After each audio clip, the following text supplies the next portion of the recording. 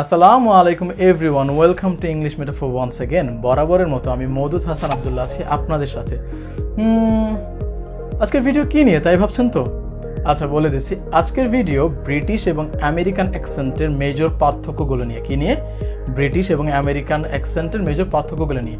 অনেকেই ভাবছেন কথাই তো বলতে পারি না, আবার পার্থক্য কিসের? আপনি কথা বলতে পারেন কিংবা কথা বলতে চাচ্ছেন, যেটাই হোক এই পার্থক্যগুলো জানা কিন্তু আপনার জন্য অনেক বেশি গুরুত্বপূর্ণ হবে। আজকে এই মেজর পার্থক্যগুলো তো বলবোই, তার সাথে এটাও বলবো কোন অ্যাকসেন্টটাকে আপনার গ্রহণ করা উচিত কিংবা এই বিষয়টার উপর খুব একটা নজর দেওয়ার প্রয়োজন আছে কি না। তাহলে চলুন ভিডিওটা শুরু করা যাক। The first difference is rhotic accent. হ্যাঁ, র সাউন্ডের ব্যবহার। আমেরিকানরা সব জায়গায় র সাউন্ডের ব্যবহার করলেও কোথাও কোথাও কিন্তু বাদ দিচ্ছে ব্রিটিশরা। এখন কোথায় বাদ দিচ্ছে এই নিয়ে অলরেডি আমার একটা ভিডিও কিন্তু বানানো আছে, যেটা আই বাটনে ক্লিক করলে আপনারা দেখতে পাবেন, কিংবা আমার ফেসবুক পেজ এবং গ্রুপে ভিডিওটি দেয়া আছে।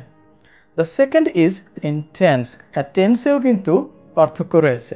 ব্রিটিশরা প্রেজেন্ট পারফেক্ট টেন্স ব্যবহার করছে এবং ঠিক একই মনের ভাব প্রকাশের জন্য আমেরিকানরা ইউজ করছে পাস্ট ইনডিফিনিট টেন্স। যেমন ব্রিটিশরা বলছে I have written a letter, I have written a letter. আমেরিকানরা সেখানে বলবে I wrote a letter, I wrote a letter. And now this one is difference in spelling. স্পেলিংয়েও কিন্তু ডিফারেন্স আছে।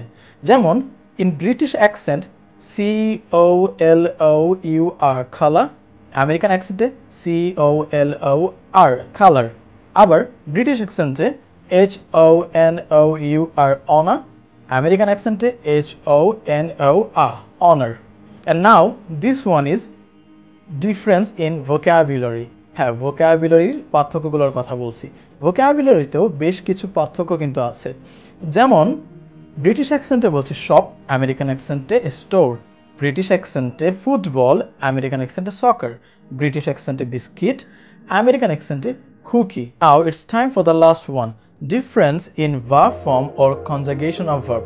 আচ্ছা, ছোটবেলায় কারা কারা আমার মতো লার্নের পাস্ট ফর্ম কেন লার্নড এবং লার্নড এই দুটোই হয় এটা নিয়ে ভোগান্তিতে পড়েছেন?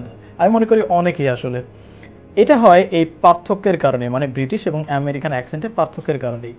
লার্ন শব্দটার পাস্ট ফর্ম ব্রিটিশ অ্যাকসেন্টে লার্নড, আমেরিকান অ্যাকসেন্টে লার্নড। ঠিক একইভাবে ড্রিমড, ড্রিমড, বান্ড, বান্ড। এই ছিল আজকের ব্রিটিশ এবং আমেরিকান অ্যাকসেন্টের মেজর কিছু পার্থক্যগুলো। এখন আসা যাক এই প্রশ্নের উত্তরে, যে আমি কোন অ্যাকসেন্টটাকে ফলো করব এবং এই বিষয়টা নিয়ে আসলে খুব একটা ভাবার প্রয়োজন আছে কিনা। আমার মতে আপনাকে অবশ্যই ব্রিটিশ অ্যাকসেন্ট ফলো করা উচিত, যেটা সর্বাপেক্ষা মানুষই আসলে করে। এবং এর কারণ হলো ব্রিটিশ অ্যাকসেন্টেই কিন্তু আমাদের পাঠ্যপুস্তকগুলো সাজানো। এছাড়াও ব্রিটিশ অ্যাকসেন্ট বলতে এবং শুনতে বেশি প্রাণবন্ত লাগে এবং ব্রিটিশ অ্যাকসেন্টটাই কিন্তু স্ট্যান্ডার্ড প্রনাউন্সিয়েশন বলা হয়। আরেকটা কারণ হলো ব্রিটিশ অ্যাকসেন্ট যদি আপনি আয়ত্ত করতে পারেন, আমেরিকান অ্যাকসেন্টটাও কিন্তু আয়ত্ত করাটা অনেকটা সহজ হয়ে যায়। মোট কথা, আপনি যদি চান যে আপনি বেস্টটাই চুজ করবেন, তাহলে অবশ্যই ব্রিটিশ অ্যাকসেন্টটাই ফলো করবেন।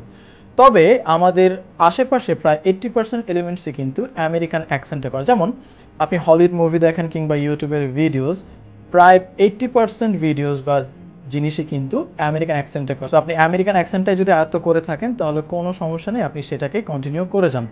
ইংরেজি শেখার আমাদের মূল উদ্দেশ্য হলো কমিউনিকেশন করা। সো আপনি যদি সেটাতে দক্ষ হন, তাহলে আপনি যে কোনো অ্যাকসেন্টই ফলো করতে পারছেন।